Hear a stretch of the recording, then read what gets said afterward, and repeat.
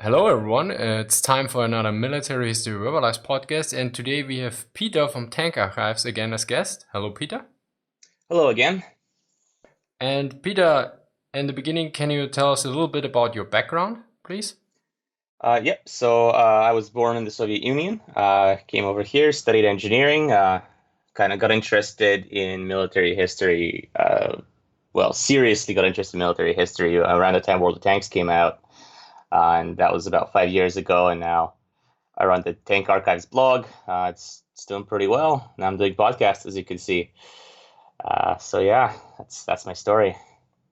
Excellent. And today we will talk about the Soviet impressions on the Panzerkampfwagen I, the Panzer I, because some of them, as far as I know, were captured or at least could be inspected during the Spanish Civil War.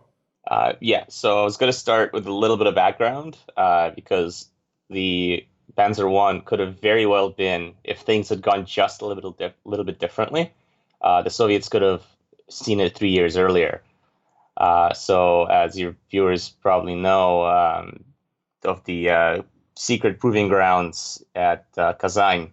Yeah. So those are known as Kama in the West, but the actual sort of Soviet code name for them was TECO, which stands for Technical Courses at Osaviahim. And Osaviahim is the Society of Cooperation with Defense, Aircraft, and Chemical Industry. So it's kind of this liaison organization between civilians and the military. Since in the 30s, the Soviet military was extremely prestigious, and it was a great kind of career growth path. So they had these societies to sort of, aim people and the kind of branch of the military that excel, for example. So the light tractors were tested there, so the Krupp and the Rheinmetall ones, in 1930 between 1932. And the Soviets, I mean, a lot of the time they say that, the German sword was forged in the East, but these experiments were actually very disappointing because these tanks the Germans brought, they had the suspension really is what was the worst about them. And both the Rheinmetall and the Krupp were just kind of deemed unacceptable. So, and obviously in 1933, there was the falling out when Hitler came to power between the Germans and the Soviets. So the program was ended. Now, the Panzer I. So the Panzer I came from the Kleintractor project, and the Germans were also experimenting with all these different suspensions. And they found out that, well, none of these really work. So let's just copy something else that works. So they bought a Vickers VAE 393 tractor from the British in 1931, and they copied the suspension. They stuck it on not a copy of a hull, but it's inspired. So the first hull was ready in the summer of 1933. So it just missed that sort of cutoff where it could have gone to be tested in the Soviet Union. But naturally, that was, the Germans kept it secret from their newfound enemies. And then now we skip to the Spanish Civil War. So 1936, mid-December, the Republicans capture Panzer I Ausf A, serial number 10184. Produced by Henschel as a part of the third series. And this tank was inspected in Spain. The Soviet military liaisons there obviously were excited that they've captured this new tank. Do you know where it was captured exactly? I don't know exactly. I could. Was it maybe in Madrid at the university area? Probably. It's possible. Yeah, no, I don't know exactly. I'd have to take a look at it. It's not so important. Anyway, so this tank, a few months later, March 1937, since it's kind of hard to get tanks in and out of Spain since there's a whole blockade going on, this prototype reaches Kubinka, which is the experimental tank proving grounds near Moscow. So naturally in Soviet documents, they call it tank number 1, which is later shortened to T1. Which is if you look at the way that German tanks are referred to in Soviet documents, it's all T1, T2, T3 instead of Panzer I, Panzer II, Panzer III, which sort of makes sense. Okay, is it with a dash or just T1? With a dash. Okay. So this tank was not in great condition. Some observation devices were missing, the machine guns were missing, the ammo racks were missing.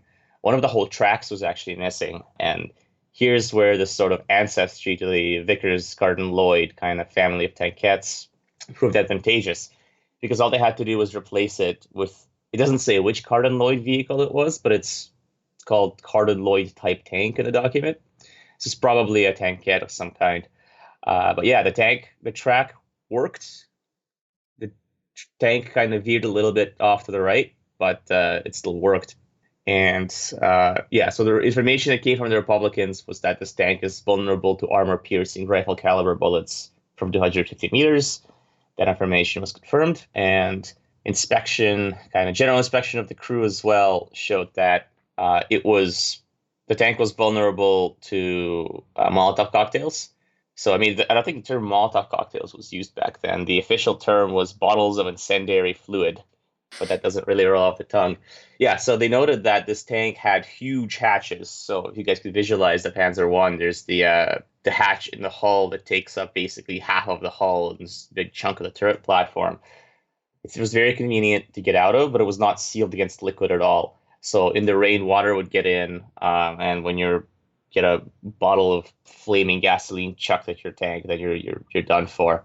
There's also an opening near the fuel tanks on the engine deck, and it was only covered with a mesh. So you could just take a rifle, stick it in there, and shoot. Your tank goes out. The engine was, despite if you picture German tank engine deck, there's all these hatches on it. It was very hard to access, unlike the transmission, which was very easy to access. And another kind of more positives was that the tank was fairly roomy. And again, the hatches were big, it was easy to get in, easy to work around in. Lots of observation devices, not all of which were present, but they liked the ones that were there. Yeah, and like I said, the transmission was easy to access. So then, thankfully, the tank, typically in war, finding an enemy tank is not hard. It's finding one that actually runs is very difficult because the enemy will obviously try to disable the tank in any way they can. But this tank was running. So they ran through it for trials for 210 kilometers. And its top speed, they clocked it in at nearly 40 kilometers. It's actually very specific on the report. It was 39.88 kilometers an hour top speed. This is the only time I've seen this, because usually it is rounded. It's the only time I've seen it like that. The average speed was 25 kilometers an hour, which is significantly less. And that is because the brakes of the tank would overheat during long trips, and there were electric cooling fans. The Germans were clearly aware of this problem, but they didn't help. So you couldn't really just go all, speed devil and just floor it. You had to slow down and sometimes stop, wait for your components to cool down. And consumption of fuel, they clocked it in at 31.2 kilograms of fuel for 100 kilometers, which for a light tank is, it's kind of well in that range. And since this is Russia, obviously they drove it through the snow. And yes, it was March, but they managed to find up to 60 centimeters of snow to drive through. And so it turns out 50 to 60 centimeters of snow, the tank can't drive at all. The engine will stall. In 30 to 40 centimeters, the speed of the tank is very limited. It can only go up to 6 to 7 kilometers an hour. And in 20 to 30 centimeters, it's 9 to 10 kilometers an hour. So it's, for this kind of tank off-road, it's actually not that bad. And in 20 to 30 centimeters of snow, fuel consumption was 53.3 kilograms per 100 kilometers. So all of these kind of mobility trials, they didn't go without incident. The track pin broke on the Cardin Lloyd track, which, it's just to be expected if you just find some tracks lying around in your warehouse. You can't really blame the Germans for that, but the native track, the right one, slipped off twice during these trials. It's actually pretty ironic, since the Germans, during their trials at Techo, one of the conclusions was that a rear drive sprocket is bad because the two light tractors had rear transmissions. They decided that it was bad because the track would slip off easily, and yet they moved the transmission to the front, and the track still slips off easily. Yeah, this was a problem that the Germans also noted for the Spanish Civil War with the Panzer I, that way too often it got detracked. It was way. Did they say anything about the vulnerability of division slits? Yeah, well, the vulnerability, it was kind of like just general. If you shoot at them with rifle caliber weapons, they'll punch through. Yeah, This, exactly. That was also the Germans reported back this, that the yeah, division slits are completely inadequate against rifle ammunition. Yeah. yeah. So this is actually a fairly consistent advice given to Soviet soldiers fighting tanks. Sniper fire at vision slits. And I mean, in terms of like the later tanks where they have periscopes, this might only knock out the vision, but here it would actually punch through and wound the crew possibly. All right, so yeah, so the other thing in the suspension that was kind of demonstrated to not work so well is the idler that doubles as a road wheel. In moving up or down, that's what throws the track off. And it seems the Germans discovered this as well because the Aus B already had the idler raised. And the track tension mechanism was considered weak, and it's just probably why the track kept falling off. And the front shock absorber carrier was also weak, so the bolts kind of were sheared off when the tank hit obstacles, which for a tank is probably not great. And speaking of obstacles, they did put it through obstacle course, so it could climb a 14-degree slope, which in the winter, which is for a light tank is pretty good. At 24 degrees, it could climb the slope, but it had to zigzag, since going straight up, the tracks would start slipping, and it would. And they had a test forest where trees of required size would be grown, which is pretty interesting. I haven't seen anything else like that anywhere else. So it was the Panzer I could knock down trees 200 to 300 millimeters thick with no kind of harm to it, as long as the turret was turned backwards. The falling trees didn't harm the guns. But 380 millimeters was too much. Okay. Yeah. And obstacle-wise, it can't climb a 0.8 meter tall wall. But if it gets a running start and gets up to at least 9 kilometers an hour, it could climb a 0.7 meter tall wall. We're kind of this whole thing where in deep snow, it can't reach a speed of 9 kilometers an hour. So this is the kind of thing they would put in Partisan's guide. So this is a book called Partisan Companion. They published one in 1942 and one in 1943, and they dropped it by parachute to all the partisans operating in Belarus mostly. There weren't that many in the Ukraine. So, and it would, since all these obsolete tanks were sent to rear line partisan duty, these are the tanks that would fight. And there's all these tank traps you could create. So there was one like this with deep snow dug in front of a wall. There was one with falling logs. There's one with trap pits, which you would cut in the ice. And it would give you all the calculations for how to cut up the ice so it's safe for people to walk through, but then tanks would fall through, stuff like that. So a lot of people, when they look at these trials, they say, "Oh, that doesn't matter. It's all it's all about how much the gun penetrates and how thick the armor is." But a lot of the times when tanks were destroyed, they were destroyed in this way with these kind of traps and pitfalls. Yeah. People also underestimate how bad the vision in some tanks is. So quite often, a tank ditch or something actually works. I mean, there are plenty of pictures out there where a tank is stuck in a tank ditch because in combat, you button up and you can't look out because else you got shot and suddenly you drive somewhere in and dunk, you're stuck. I mean, I sat in a T-34 that drove and the guy had the hatch open and it was still, you barely saw anything. I mean, he had to be guided out of the garage and everything. And it was a day nobody shot at him and something along those lines. So this was quite an interesting impression, which you don't have in computer games because you have third-person mode. So you can navigate perfectly. Yeah, the Germans, it's actually really interesting. I read this German memo on Panzer Grenadier training where it says that every man must sit in a tank at least once. And so they can themselves look through the devices and see that a tank is blind. And this will more accurately let them judge what they can get away with in fighting this tank. I never saw such an instruction for the Soviet side, but yeah, this would be very kind of handy thing to have during your training. Yeah, the Germans had a lot of reports where or not a lot of, but I read a few, where they complained that regular infantry fighting with tanks in especially in urban combat or something, it was a waste because usually the infantry was, okay, tank, go ahead, you can do everything. And we just stick around and so, and the the tank commanders noted, okay, the regular infantry has no clue what a tank can do or can't do. So this was the reason for the Panzerschützen or Panzergrenadiere later on, that these guys, these were the infantry units within Panzer divisions usually, and they knew how to fight with them. I mean, similar to the Sturmgeschütz, which the assault gun, which was ideally organically within an infantry division, but was actually of the artillery branch.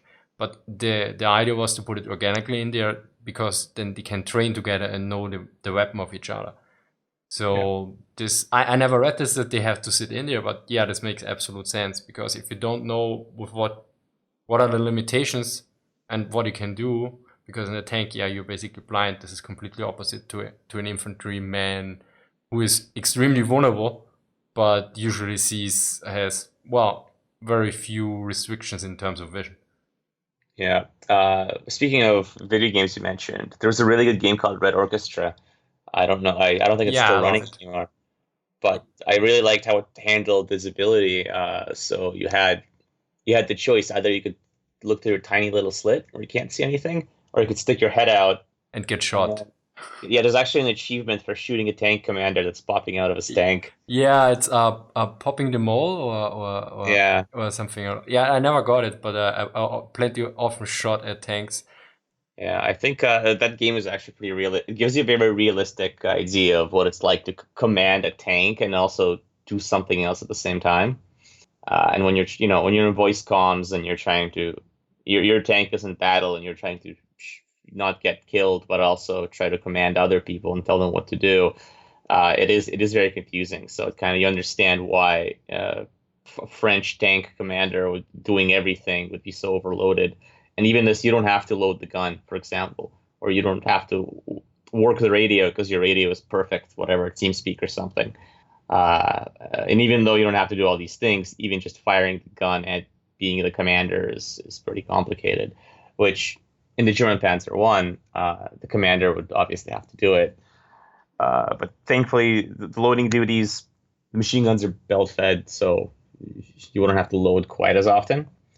Which is actually something the Soviets pointed out when they went from the T-60 to the T-70, where in the T-70 you had the single-shot cannon, and one of the complaints was the commander has to load a lot more frequently, which distracts him from all his other duties. Yeah, I mean, the Germans stressed in the training manuals that in the tank crew, everyone is dependent on the other man, and everyone can die if one makes an error. I think they stated this in verbatim. And also for the training, it usually began with, I think before one could get commando or something, he had to be to do the minor roles first or something. Mm-hmm. So everyone was well trained at the beginning. But back to the Panzer I, the Germans basically stated for the Spanish Civil War that the Panzer I was in the wrong place. It was not there in sufficient number, and the terrain was unsuited, and it was thus especially not a match for the Russian Geschützwagen they write here. So Geschützpanzer, sorry. So for the T-26, because he could kill it at great distance, and often the detract happens, and also that it often, due to the heat, it stopped, and which basically denote if a tank stops, that's deadly. You're dead, yeah. Because infantry climbs all over you, and that's it. It's interesting how they kind of came to an agreement. There are people you read on the internet, people say, Soviet trials are biased, but these are the same conclusions that they came to. This is, let me see, that's from die Mitteilung einer namentlich nicht. Okay, this is a special source which was not named, and it's from February 1937 already. Mm-hmm. Yeah, so this is kind of the same time frame, even just a month later. It's pretty interesting. Yeah, so afterwards, there's, unfortunately, I don't have the date for this, but they did find out about Aus-B, and I don't think it was during the Civil War, it was later, but there was a kind of anti-tank instructional poster that I have a copy of, and in it, the Panzer I Aus-B is called the Light Tank Type 2, so they didn't think it was an upgrade to the existing tank, they called it the Type 2. Interestingly enough, the Panzer II Aus-B, lowercase b, they have on the same poster. It's called the Light Tank Type 2B.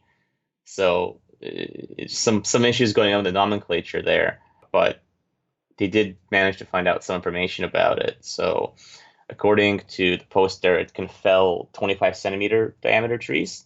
The AUSF-A, if you recall, they judged it capable of knocking down 20 to 30 centimeter diameter trees. It's about the same.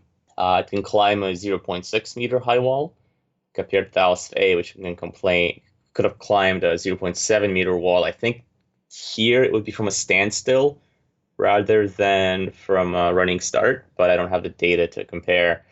Its top speed allegedly was 50 kilometers an hour, which is too much, I think. And the kind of armor was the same. It was vulnerable to heavy machine gun fire at 800 meters and battalion anti-tank guns. So this would be the 45 millimeter anti-tank gun model 1932. It was vulnerable to that at 1200 meters.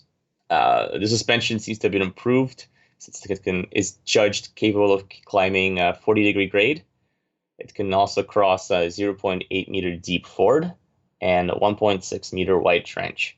So this is pretty standard information. Just pictures of it. I will give you a link. You can put it in your video. The pictures are pretty okay. Like if you sometimes you see post-war even drawings of the IS-3, and it's basically this dude. Even though this is a tank that people saw on video, and there's photos of it and everything, it looks like a child doodle. Yeah. But the ones on the poster, you can. I mean, you know, if you sit there with a ruler and kind of measure out all the errors, maybe you could find something, but it's definitely recognizable. Like you can even see the specific version of the tank that they used. Yeah, in some cases, the intelligence drawing, I think for the Zero, before the Pacific War, it was like, it looks really funny how the Zero looks. And a few years earlier, Justin told me that at some point they thought it would be a push-pull aircraft. So basically with two propellers, one in front and one in the back. And I was like, because the first time I ever had push-pull, I was like, what is a push-pull? And so sometimes looking at this intelligence information is quite astonishing. It's like, hey, they knew everything. And sometimes it's like, okay, that looks more like an UFO than the actual thing. Intelligence, yeah. There's obviously these kind of ridiculous monster tanks you read about. The Soviets discovered something like a 90-ton tank, 105 millimeter gun, you know, like 3 turrets or something that the Germans had.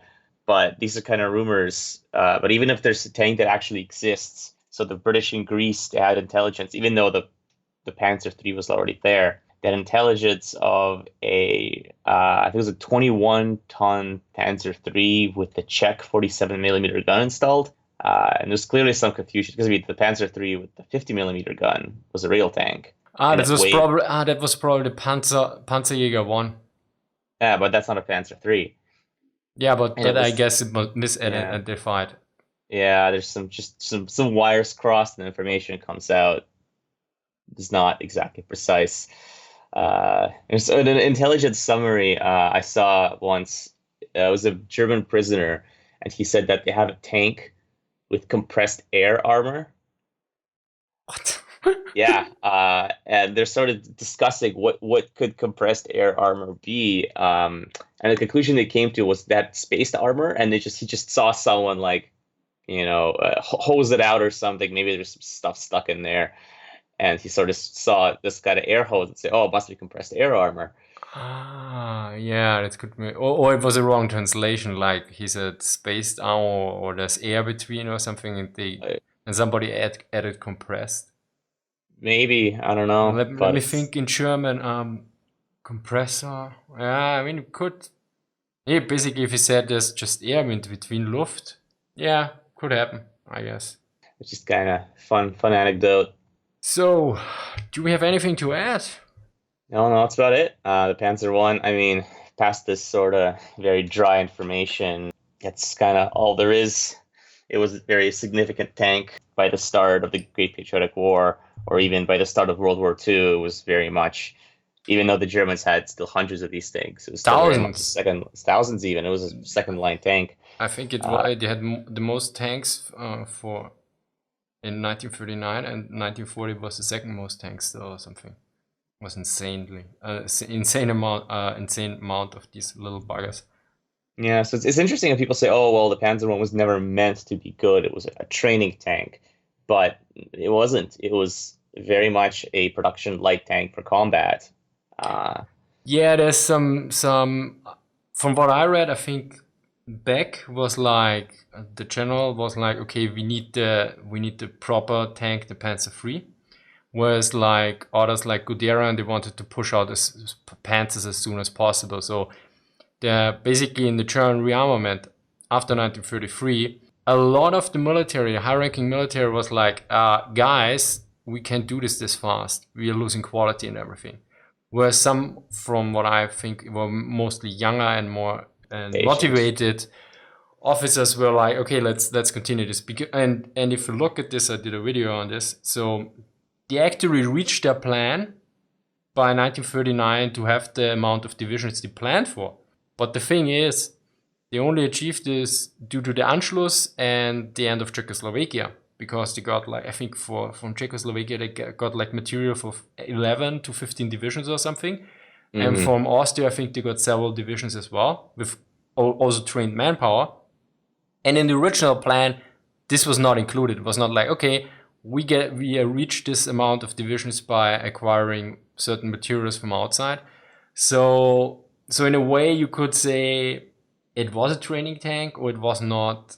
It depends who you ask. For instance, like, okay, it wasn't intended as a combat tank from the higher ranking ones. Like, okay, we want to go to war with this, and also the German, basically all German, or a large amount of German officers in summer 1939 noted that the field army is not ready for war.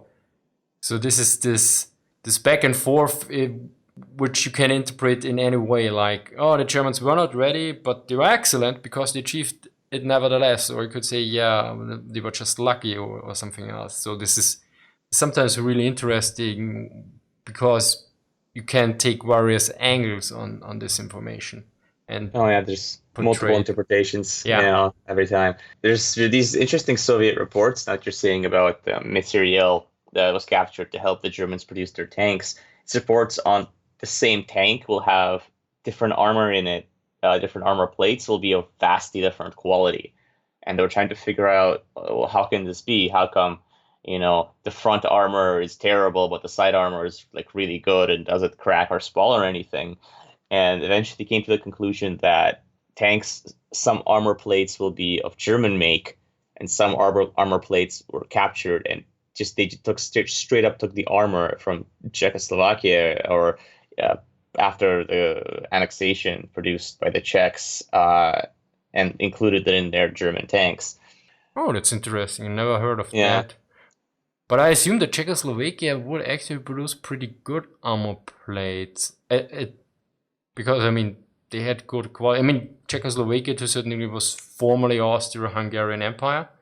This is why you have this location there, because back then you moved the iron ore to the coal, and the coal was located in Czechoslovakia.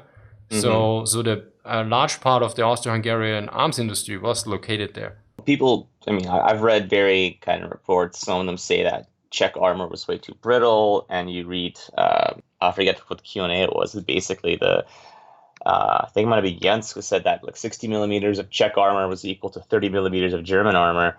But in Soviet tests in 1942, when they gathered up all these tanks to shoot at, comparing the side armor of the Panzer IV, which was 22 millimeters base and 22 millimeters applique armor bolted on, and comparing that to how the front of a Panzer 38T performed, which was 25 millimeters base and 25 millimeters bolted on. The Czech armor, so both of the screens kind of cracked, and bolts flew off, and they took very heavy damage from 45 millimeter, 76 millimeter guns. But with the Czech armor, the spaced armor never came off completely. Whereas with the Germans, after one or two shots, all the applique armor, the entire plate is gone, and the side of the tank, even if you're shooting at it with these kind of, even 37 millimeter guns, even lower caliber guns, after a few hits, the entire side is vulnerable. Whereas with the Czechs, after a few hits, only a little bit of the applique armor comes off. So, you can't just say Czechs are. People say like Czechs are bad, Germans are good, but it's a lot more nuance to this sort of thing. I never actually heard or read this, that the Czech armor would be bad. I mean, I know that the Panzer 30 was an excellent tank for its time, and I never heard about the armor plate issue. And I would be surprised that it would have bad armor plates, as I said before. I guess, I mean, the thing is, Germany produced all over the place. I'm not sure if they produced armor plates also in France or something, but they produced various vehicles there and everything else. So, and with foreign workers and slave workers and everything. So there's this problem, I guess, that, and lacking of standardization sometimes. So I wouldn't be surprised that in some cases some armor plates sucked and others not, but I don't think it would be only the Czechs or something. More on, I don't know, nuanced. Thank you very much, Peter, for joining the podcast. Thanks for having me. And everyone else, thank you for listening, and see you next time. Bye. Bye. Also a big thank you here to the Panzermuseum Muster that let me take footage of their vehicles in December 2018. Thank you for watching, and see you next time.